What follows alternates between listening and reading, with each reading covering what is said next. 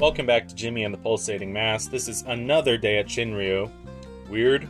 When I went in to get my Most Improved award yesterday, Mrs. Fushitora pretended, yeah, we all knew that was just a prank. Well, I guess that doesn't matter. It's not like I need an award.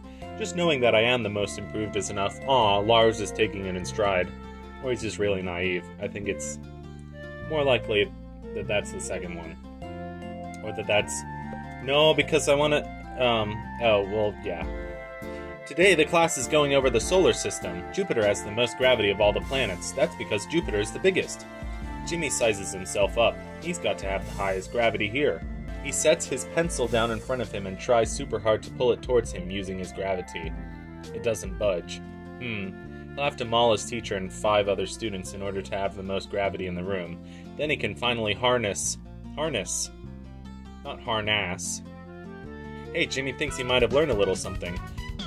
Oh my gosh. I was about to say, please. Well, I tried to initiate secret plan, codename, sneak into the principal's office while he's in the can. I'm afraid things didn't go Punch Tanaka's way. Why does things have an apostrophe? Things didn't go Punch Tanaka's way this time. Punch's avatar hangs its head in shame. Aww. It's still a good plan, but my boss asked me to clean the girls' bathroom instead. I felt like a total creep going in there, but I guess that's my job now. Is this what responsibility feels like? Man, it sucks. Anyway, I was in a stall scrubbing a toilet when some purple-haired girl walked in. Oh? I think she was that Hitomi chick that Uncle Kid won't stop talking about. She must not have seen me due to my natural aptitude towards coolness.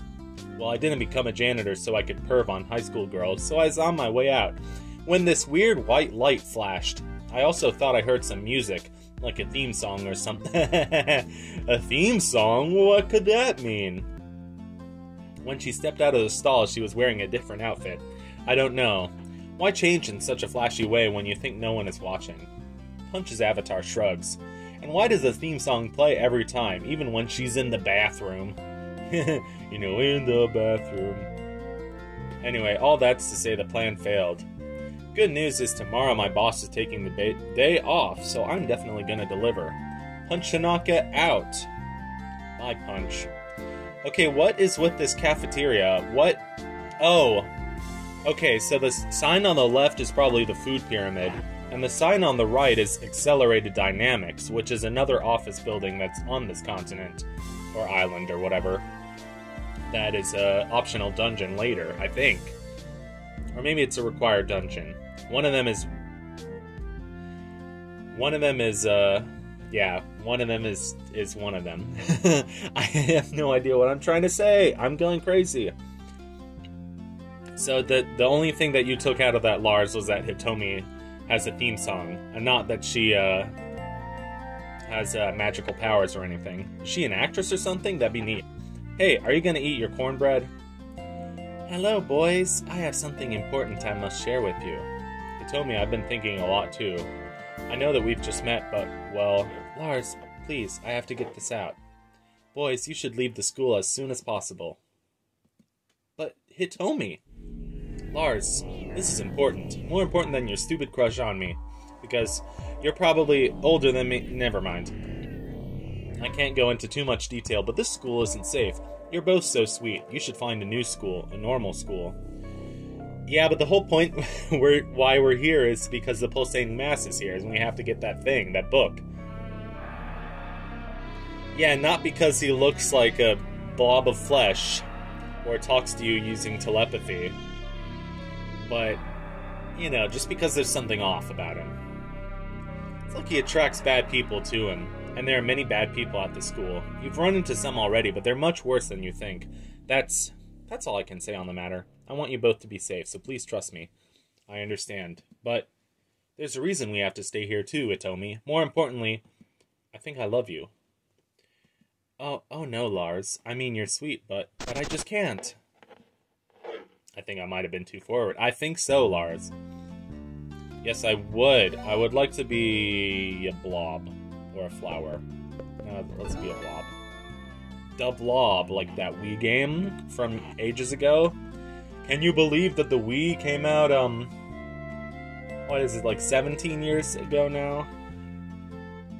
Jimmy wants to find the most obnoxious instrument, so he plays the saxophone. No, I'm kidding. He starts with a trumpet and blows it so hard that green mucus sprays all over the class. That's terrible. I should have seen what the bear does for this segment, because now I'm curious. As they're trying to wipe it off, Jimmy grabs a tambourine. That's not how you spell tambourine, it's missing a U, but anyway, and bangs it against the side of his body. Tambourine. Instead of it making a sound, it just kind of suspends inside of him like fruit in a jello mold. Or like that guy on Instagram who plays his trumpet into jello. Or, plays his guitar and uses jello as a guitar amp. Anyway.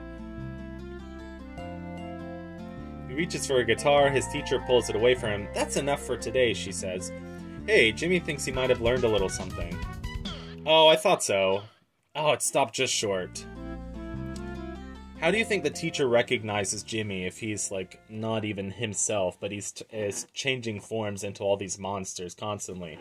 She's like, first there's a bear, and she's like, oh yeah, that's Jimmy. And then there's a vampire, and she's like, oh yeah, that's also Jimmy. Where is everybody? Hopscotch chalk has faded from the sun. That's a beautiful line. That's poetry right there. Jimmy feels like he's being watched. Well, he probably is. I mean, I'm watching him. That's not what I mean. Why are there so many of them? Oh, we haven't heard this music in a while.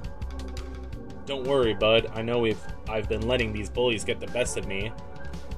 Oh, this is the music that plays when you're at the top of that one tower, and the pulsating mass is like, ha ha ha, you're gonna die, and then you have to jump into the ocean.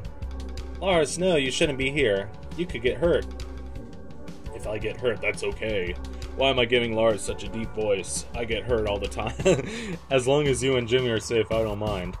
Lars, you're such a sweet man. I can't do a Japanese accent to save my life. Lars, you're amazing. I kind of expected to be lying in the fetal position getting kicked repeatedly right about now. Weird.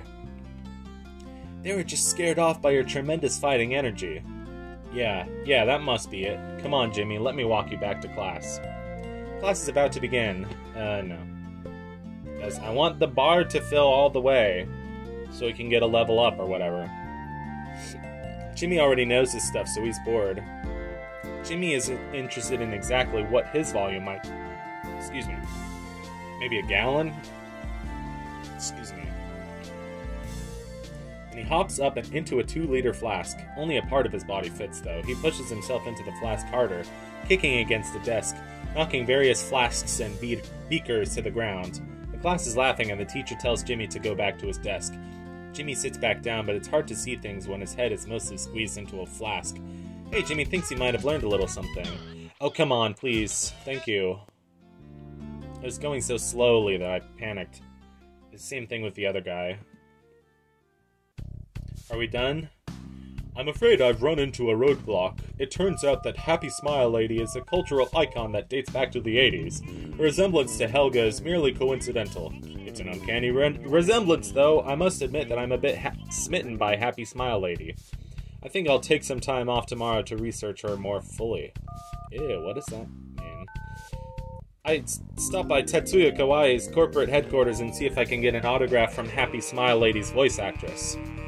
Imagine Happy Smile Lady's voice actress is Helga. What if Helga went back in time? I don't know. Ugh. So normally I would just say outro. Which, I don't know, I had that idea and I was like, let me just start saying outro instead of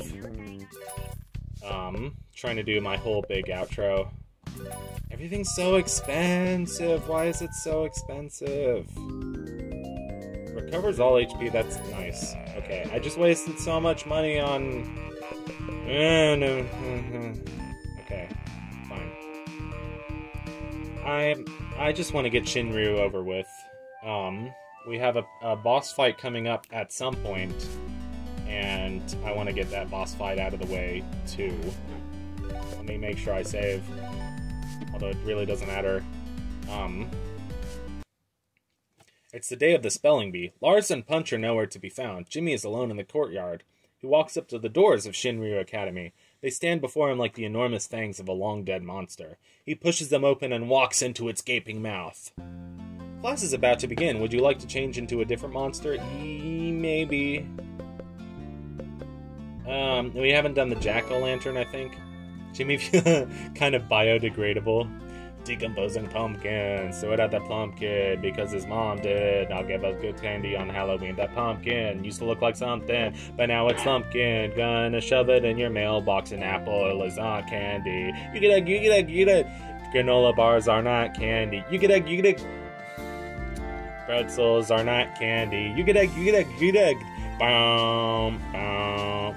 Jugga jugga wug, jugga jugga wug, jigga wugga jug. Anyway. You just burned somebody's hair in class? That's not funny. Anyway, I knew that he would, yeah. Enough with the random Homestar Runner references. I'm corny. I'm corny. I'm not funny. One thing is always the same. You can trust Punchinaka. I had to reach under the stall and take them from his pocket. It was pretty stressful, and well, it stunk pretty bad. Whatever, it had to be done. Once school's over, we can break into his office and nab the book. Pretty rad, huh? Punch's avatar dances around some more, then slows to a stop. Hey, kid.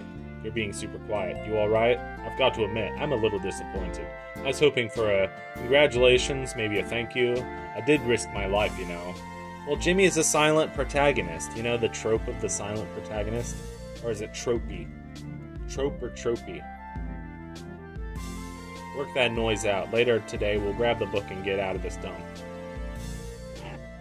And back in the AD cafeteria. Hey, Jimbo, you seem down. Me too. After yesterday, I thought I could make some progress with Hitomi, but she's been so distant. There's more important things than Hitomi. Lars, Hitomi, how long have you been there? Look, Lars, I know I've been acting strange. The truth is, there's some things about me that you don't know. We could never be together. Please understand. What is it, Hitomi? I'm sure I can handle it. I mean, there's some stuff about me that you should know, too. I'm sorry. I have to go. Oh, man, I wish I could figure out the right things to say. I'm just not that kind of person. I always say whatever comes to mind and regret it later. Oh, well. This burger tastes like garbage. I'm gonna eat it anyway. Well, sometimes you need that energy, regardless. No, we'll stay the jack-o'-lantern.